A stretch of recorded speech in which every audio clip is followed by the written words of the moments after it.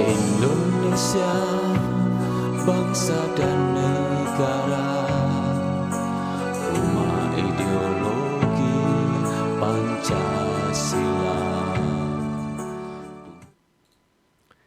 Bismillahirrahmanirrahim. Pemirsa tercinta yang dirahmati oleh Allah, Tuhan Yang Maha Esa, bersua kembali di kanal Hikmatologi, monolog sederhana, mengajak diri kita masing-masing berpikir kian melembut, cerdas, dewasakan hati nurani, sehingga kita kian hari semakin meyakini kitab suci agama kepercayaan kita masing-masing, dan senantiasa berupaya menjunjung nilai luhur Pancasila. Pemirsa, masih meneruskan seri dari zikir malam bagi mutahajjid, orang-orang yang senantiasa belajar setiap malam menegakkan sholatul lail, tahajud, witir, ataupun yang lainnya. Nah, sebenarnya asbabul wurud dari zikir ini adalah ketika Rasulullah SAW melihat sahabat yang lagi sholat, datang di Masjid Nabawi, langsung sholat, Allahu Akbar, dan seterusnya. Kemudian Rasulullah menegur setelah salam, ulangi sholatmu. Kemudian sahabat ini langsung sholat lagi, takbir, sholat. Kemudian ditegur lagi sampai yang ketiga. Akhirnya sahabat itu pun bertanya sekaligus berargumen, ya Rasulullah, hanya Allah dan Rasulullah yang mengetahui bagaimana etika atau tata cara salat yang baik. Jika kamu ingin melakukan salat, maka pujilah Allah.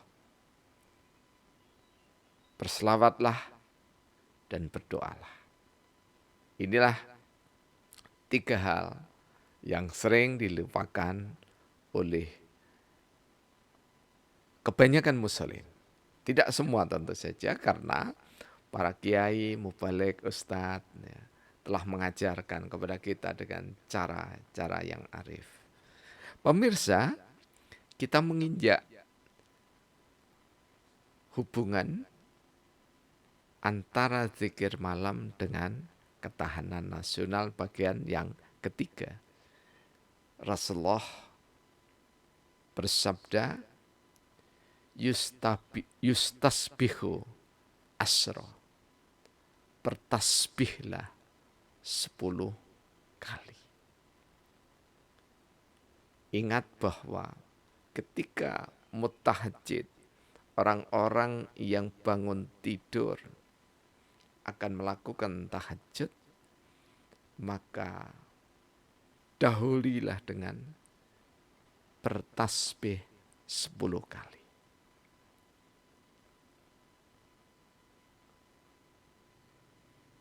Dari tasbih itu kita tersadar akan makna yang kita lantunkan melalui hati, menyeruak ke otak, kemudian keluar ke lisan. Subhanallah, subhanallah, subhanallah, sampai 10 kali. Maha suci Allah. Tidak ada sesembahan yang maha suci kecuali Allah. Tidak ada Tuhan yang maha suci kecuali Allah. Tidak ada sangkan paraning dumati kecuali Allah. Tidak ada Gusti kang murbeng dumati. Tidak ada Gusti kang murbeng jagat. Tidak ada Gusti ingkang anggula wentah jagat alit jagat ageng ila Allah, kecuali Allah. Jadi tasbih itu juga terhubung dengan kalimat tahlil.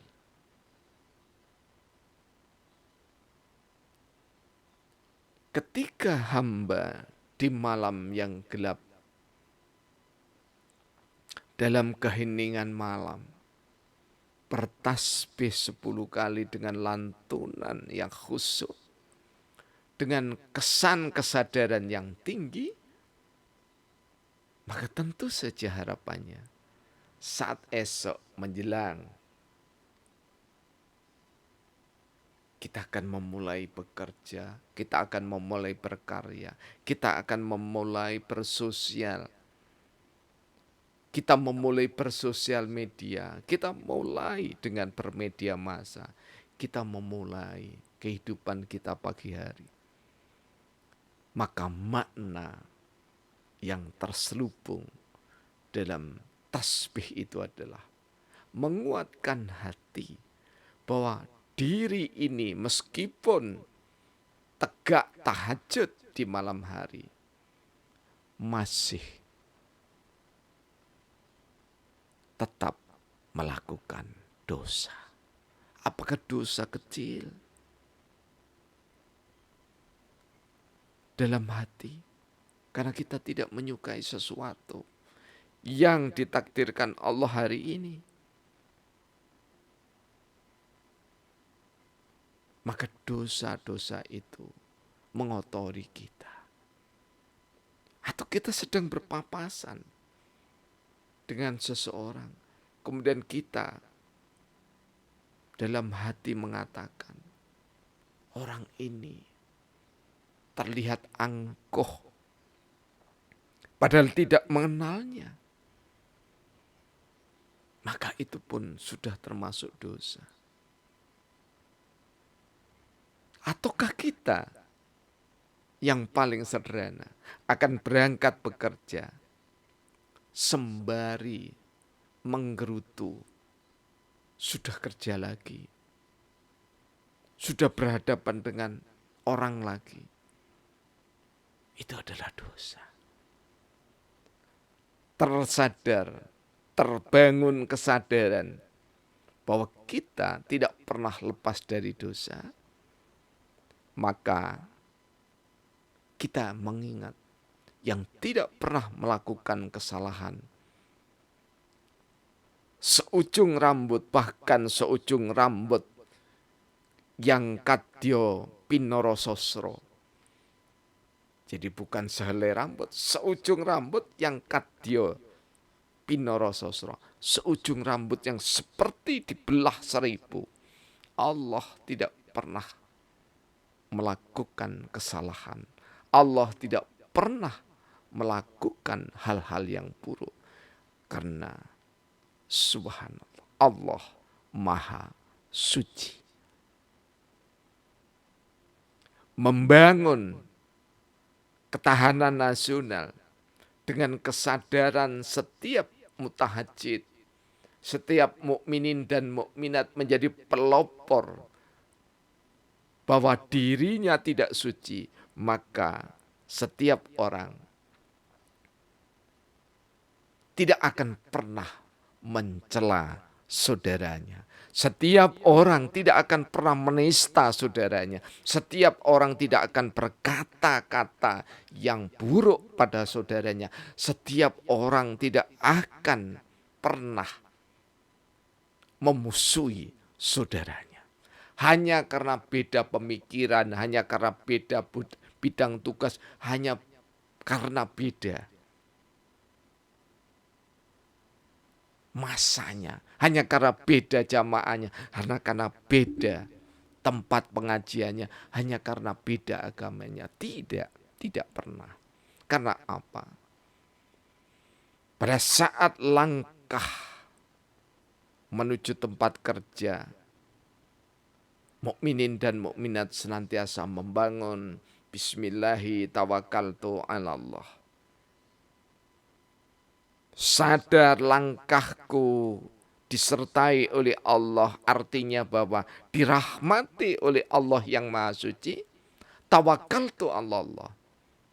Tawakal di sini pasrah diri, yakni adalah apapun yang kita hadapi di tempat kerja, di pergaulan sosial, di pergaulan bersosial media, bermedia massa, berpartai politik, berorganisasi, semuanya kita serahkan kepada Allah yang Maha Suci.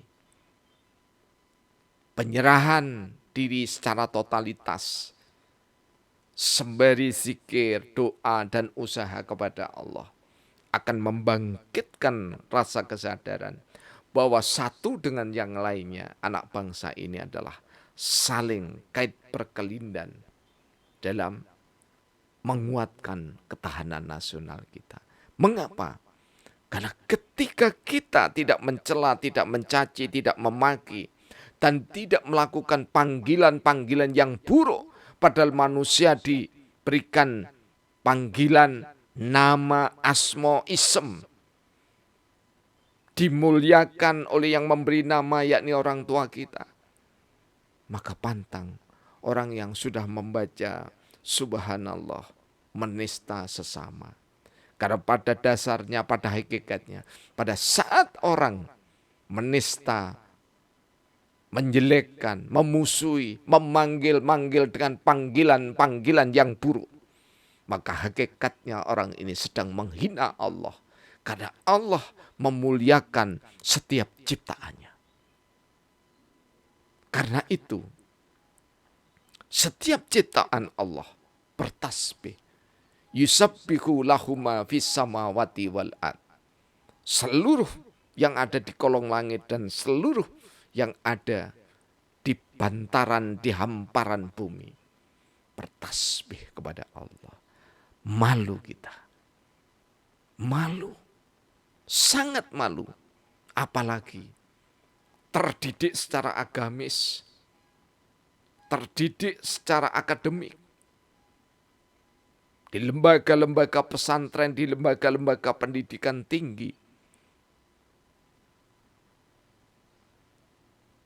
Zikir dilantunkan, tasbih dilantunkan, tetapi kita masih mencela, masih memanggil-manggil dengan panggilan yang buruk pada sesama. Ketika seseorang melakukan panggilan-panggilan yang buruk kepada sesama, maka sungguh dia sedang menista dirinya sendiri. Dan karena dia merasa lebih suci, lebih hebat, membenci satu manusia, sungguh akan memberatkan secara anatomi sel saraf kita. Dan jika kebencian itu dalam di dalam kolbu kita, di dalam hati sanubari kita, maka insya Allah nyaris pasti lama-lama jika terkumpul mengeras, maka menjadi pemicu untuk lahirnya penyakit-penyakit yang berat. Senyampang kita masih diberikan kesempatan oleh Allah Tuhan yang Maha Esa. Mari kita tebar pesona tasbih untuk menghiasi, untuk kita jadikan landasan dasar kalbu kita, dan kita letakkan sebagai mahkota dalam pergaulan sosial. Sehingga kita senantiasa berprasangka baik kepada orang lain, bahwa orang itu berusaha untuk menorehkan karya-karya yang terpujinya, karya-karya sucinya. Suci dalam pengertian bahwa ketika berniat dan berkarya, tidak ada lain tujuannya kecuali mencari, menuju ridho Allah Maha Suci. Dari pribadi-pribadi yang hidup dilandasi oleh tasbih. Ketika makin hari makin menguat,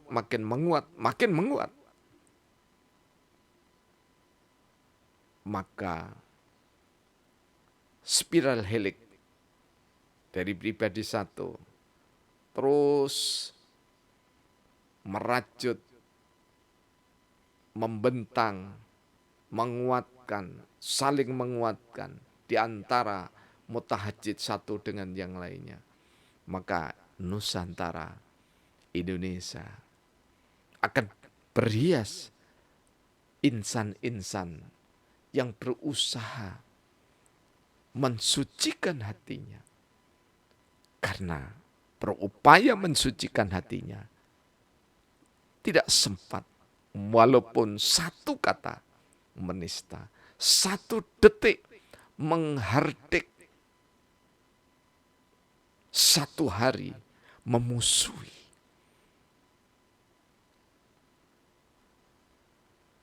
Pemirsa, apakah ini hanya unten kata? Tidak. Bukan sekedar unten kata. Tetapi melalui pergaulan setiap hari yang kita temui. Mutahajjid, ahli-ahli tahajud yang benar-benar tersadar bahwa dirinya tidak suci. Maka untuk menyebut satu kata saja yang menista saudaranya tidak tega. Karena sadar bahwa setiap orang dilahirkan ke bumi ini, dicipta oleh Allah Subhanahu wa taala yang maha suci. Kalaupun kita tahu orang itu tidak suci karena berlumur dosa, maka tak perlu dimaki. Kalau toh kita tahu pejabat itu sudah masuk penjara, tidak perlu mengumbar kata-kata yang terlalu menista. Karena tetap mereka yang ada di dalam penjara pun mendapatkan rahmat dari Allah Tuhan yang Maha Esa. Dengan demikian maka wajar mencintai, wajar menghargai, wajar menghormati. Dan wajar juga kalau kita membenci. Tetapi jangan pernah membenci manusia. Tapi kalau kita memang harus benci, tidak suka, maka tidak suka pada perbuatannya yang tercela. Mudah-mudahan dari pribadi-pribadi penegak tahajud, mutahajjid, termasuk di dalamnya adalah saudara-saudara kita yang gemar melantunkan doa di keningan malam. Ada saudara kami sekampung sini, ketika di Masjid Khadijah jam 3 atau jam 3 kurang pagi dini hari melantunkan azan, Allahu Akbar, Allahu Akbar. Apa yang dikatakan esok paginya kepada saya? Mas, saya iri pada muadzin yang istiqomah melantunkan adzan. Jam 3 sudah mengingatkan kita orang-orang beriman. Dia beriman secara Katolik. Namanya Yohanes. Atau sering dipanggil dengan Antok. Pintar membidik dengan kameranya. Kemudian pintar melukis dan lukisannya sangat inovatif. Saya belum menjumpai lukisan seperti itu. Dia mengatakan, seorang Yohanes Antok yang Katolik ini, aku iri mas, Saya iri mas kepada muadzin itu. Pagi-pagi sudah mengajarkan kepada kami, meskipun saya ini Katolik. Akhirnya saya bersiap diri. Kemudian saya melantunkan rosario. Saya pun memuji Tuhan. Saya pun berdoa. Tidak saja untuk saya dan keluarga, tapi juga untuk masyarakat Cilacap dan sekitarnya, bahkan untuk bangsa. Mutahajid. Saudara-saudara mukminin dan mukminat, Anda tidak pernah sendirian. Ada saudara-saudara kita yang iri. Dan iri yang boleh adalah dalam kasanah sabda Rasulullah Muhammad SAW, ketika orang berilmu dan dengan ilmunya dia beramal.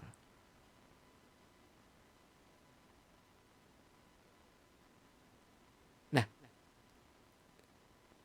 jika saudara kita yang Katolik, yang Hindu, yang Buddha, bahkan kami juga mengenal dengan baik saudara kami, Ida Bagus, insya Allah Parwata, seorang tokoh Hindu yang ada di Wakir. Jam 1, jam 2 malam. Melantunkan kitab sucinya dengan indahnya. Tidak peduli, dibagikan termasuk kepada kami. Yang Islam ini dibagikan tanpa mencela. Di gendangan malam. Tidak saja orang Islam mukminin dan mukminat yang bangun untuk memuji Allah, Tuhan sesembahan yang diyakini sesuai dengan agama dan kepercayaan. Harus ada riset, harus ada penelitian secara kualitatif, secara grounded, bahwa lantunan dzikir, lantunan meyakini Allah Tuhan yang Maha Esa, Maha Suci di malam hari memiliki sumbangsih untuk ketahanan nasional Indonesia. Ada buku di belakang kami ditulis oleh seorang Nasrani dengan judul yang sangat indah. Doa mampu memindahkan gunung.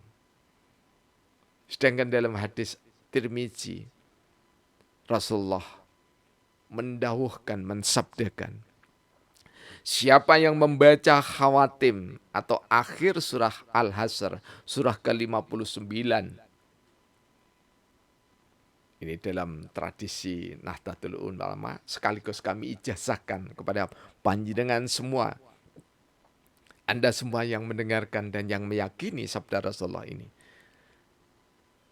Siapa yang membaca akhir surah Al-Hasr, yaitu ayat 21 sampai 24, di pagi hari, satu kali saja, maka akan dijaga oleh 70.000 malaikat hingga petang hari. Dan jika mati di antara itu dalam keadaan berbuat baik, maka dia mati syahid. Dan siapa yang membaca di petang hari, dijaga 70.000 malaikat sampai pagi hari. Jadi jika kita 2 kali membaca, dijaga 140.000 malaikat. Security kita malaikat. Dan 140.000 itu bukan angka matematika 139.999 kemudian ditambah 1. Bukan itu. Tetapi menunjukkan betapa rahmat Allah tiada tara. Rahmat Allah yang tiada tara inilah, katanya Rasulullah, jika kamu pandangkan pada gunung, maka gunung itu akan luluh lantak. Tidak tersisa Dan gunung yang tertinggi adalah gunung yang ada di dada kita masing-masing. Yakni adalah ego, egoisme, menyembah diri, paling hebat, kelompoknya paling hebat, paling masuk surga. Meskipun Anda bergelar apapun, gelar-gelar akademik dan gelar-gelar dari pesantren maupun dari vihara, dari manapun, jika sudah menjadi gunung tertinggi di dalam dada, maka itu justru tidak punya kekuatan apapun. Luluh lantakkanlah gunung keakuan, maka Indonesia yang berjaya, ketahanan nasional yang kuat, kokoh, berdasar Pancasila, akan dianugerahkan oleh Allah Subhanahu wa taala. Makin hari makin kuat, makin hari makin kuat, makin hari makin kuat. Semoga bermanfaat. Tuhan senantiasa memberkahi kita. Alhamdulillahirabbil alamin.